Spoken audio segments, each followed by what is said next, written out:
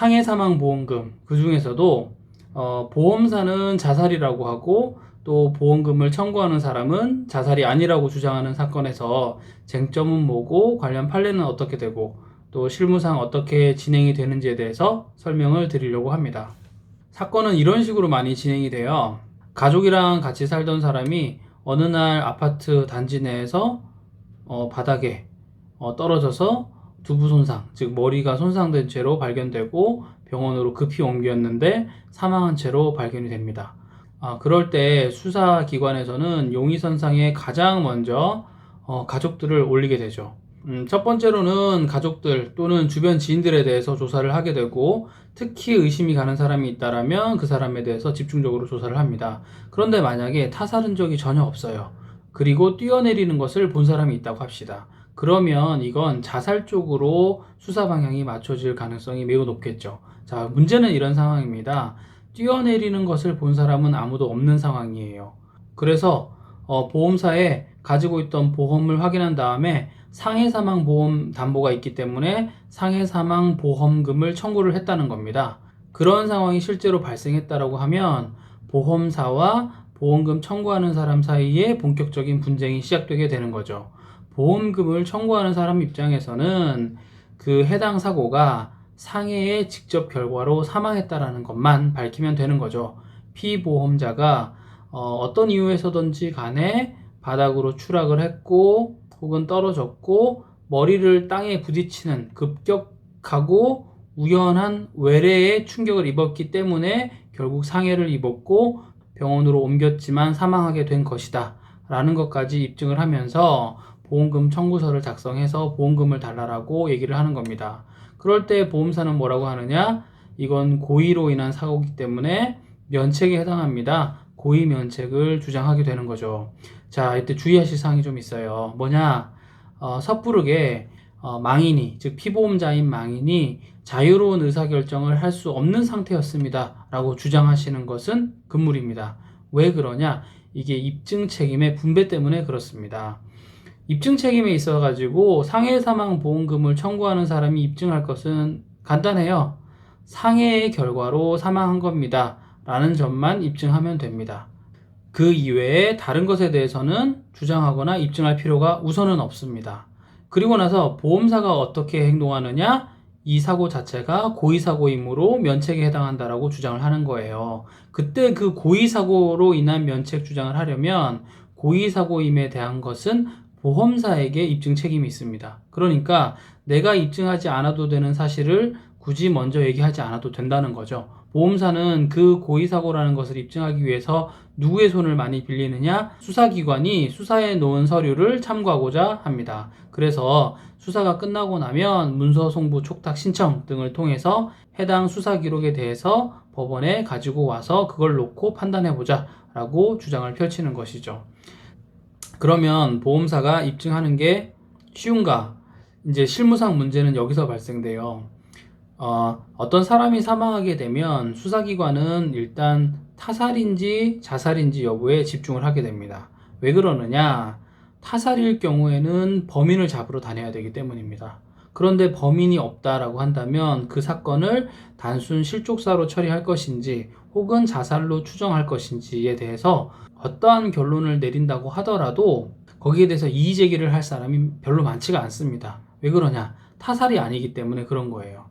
그러면 주위 정황들에 대해서 수사기관이 면밀하게 조사를 합니다. 가족들을 부르고 친구들을 부르고 지인들을 부르고 마지막으로 연락했던 사람을 부르고 필요하다면 망인의 문자 메시지 주고받은 것들에 대해서도 조사를 하게 됩니다. 그리고 나서 결론을 짓게 되는 거죠. 그때 자살 추정이라고 한다면 보험사는 그러한 자살 추정이라는 경찰의 결론을 토대로 면책 주장을 본격적으로 하게 되는 겁니다. 그렇다면은 수사기관이 자살로 추정을 내리면 그게 과연 올바른 결론이라고 단정할 수 있느냐? 그렇지 않다는 거죠. 그렇지 않습니다. 왜 그러냐? 수사기관은 보험소송에서 염두에 두어야 할 대원칙에 대해서 신경 쓸 필요가 없습니다. 그렇다면 사람이 추락사한 것인지 자살한 것인지가 문제되는 보험소송에서 염두에 두어야 할 대원칙은 무엇이냐? 제가 그걸 오늘 말씀드리려고 하는 거예요. 바로 영미법상에 있는 presumption against suicide라는 것입니다.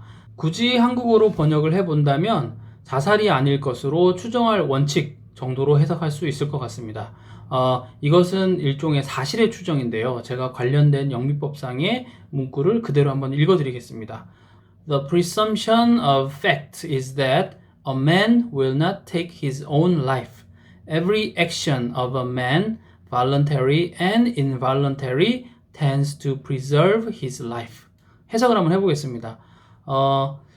이러한 사실의 추정은 이것입니다. A man, 사람이라는 존재는 will not take his own life. 그의 삶을, 그의 목숨을 스스로 뺏으려고 하지 않습니다.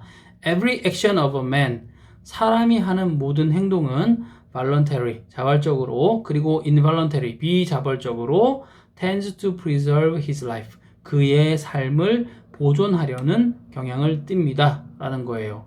이게 언제적 판례냐? 무려 1919년도 판례입니다. 그 전에 이미 확립되어 있던 사실의 추정 관련된 판례예요. 무슨 말이냐? 사람이 가만히 있어도 내가 심장을 뛰어라, 뛰지 말아라 하지 않아도 심장은 계속 뛰죠. 숨 쉬는 것에 대해서 내가 아무런 의도를 갖지 않고 가만히 있으면 사람은 자연스럽게 숨을 쉽니다. 그래서 영미법에서 어떤 결론에 이르게 되느냐? 사람은 스스로 목숨을 계속 유지하려는 경향을 띠는구나. 이러한 점에서 봤을 때 결국 사람은 스스로의 삶을 쉽게 앗아가려고 결정하는 존재가 아니다 라고 설명을 하는 겁니다. 그리고 나서 이것이 어떤 것이 되었느냐? 자살인지 아닌지를 판단하는 소송에 있어서 사실의 추정이 되는 것이고요. 여기에 대해서는 여러 번의 도전이 있었어요. 어떤 게 있었느냐? 이때 그러면 알겠습니다. 사람에게 그러한 성향이 있다라고 치고 그리고 자살이 아닐 것으로 추정된다고 칩시다. 그렇다 하더라도 이 추정은 자살일 수 있는 개연성 정도만 입증되면 충분히 깨져야 합니다라고 상대방 변호사들이 여러 번에 걸쳐서 도전을 했어요. 즉 반박을 했어요. 그런데 결론은 뭐라고 했느냐? 아니다. Beyond a reasonable doubt. Beyond a reasonable doubt. 합리적 의심을 배제할 정도의 입증이 있어야만 깰 수 있다라는 게 이때 확립이 된 거예요. 그러니까 우리가 이제 민사소송에서는 보통은 개연성 정도만 입증되면 충분하다고 봅니다. 그런데 사람이 스스로의 목숨을 끊지 않으려는 경향이 있다. 즉 principle against suicide라는 것을 깨기 위해서는 합리적 의심을 배제할 정도의 입증을 해야 한다. 마치 형사소송에서 유죄 입증에 버금가는 그러한 입증을 하여야만 한다라고 봤다는 거예요. 그러면 이 논리가 비단 영미법에만 적용되느냐? 그렇지 않습니다. 이러한 논리를 그대로 가져온 게 우리나라 대법원 판례입니다. 제가 그걸 한번 읽어드릴게요. 보험계약의 보험약관에서 피보험자가 고의로 자신을 해친 경우를 보험자의 면책 사유로 규정하고 있는 경우 보험자가 보험금 지급 책임을 면하기 위하여는 위 면책 사유에 해당하는 사실을 증명할 책임이 있다.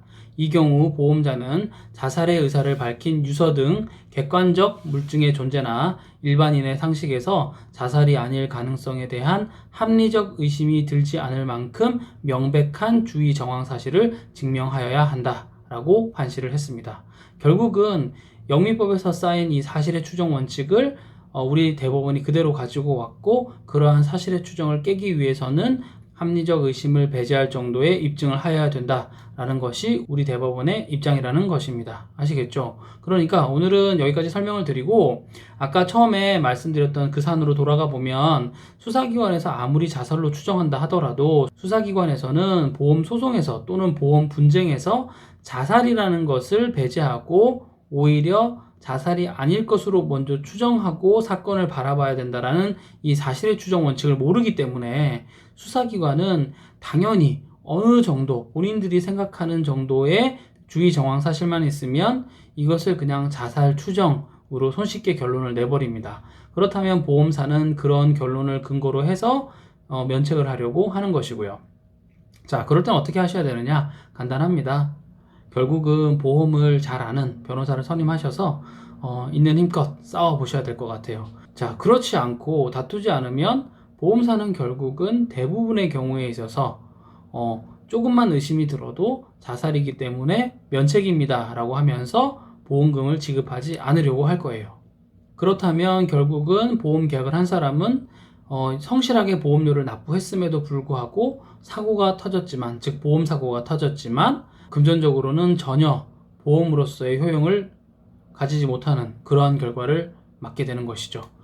오늘 설명드린 게 이제 삶, 죽음 이런 것들에 대해서 이제 아주 민감한 주제이기도 하고 실제로는 아주 빈번하게 발생되는 사례입니다.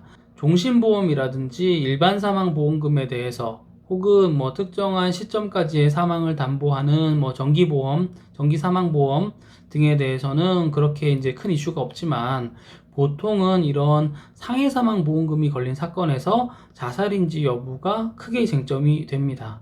그때 보험금을 청구하는 쪽에서는요, 섣부르게 아까 말씀드렸지만 자유로운 의사결정을 하지 못한 상태에서 이루어졌다라고 하시는 것은 금물이고요.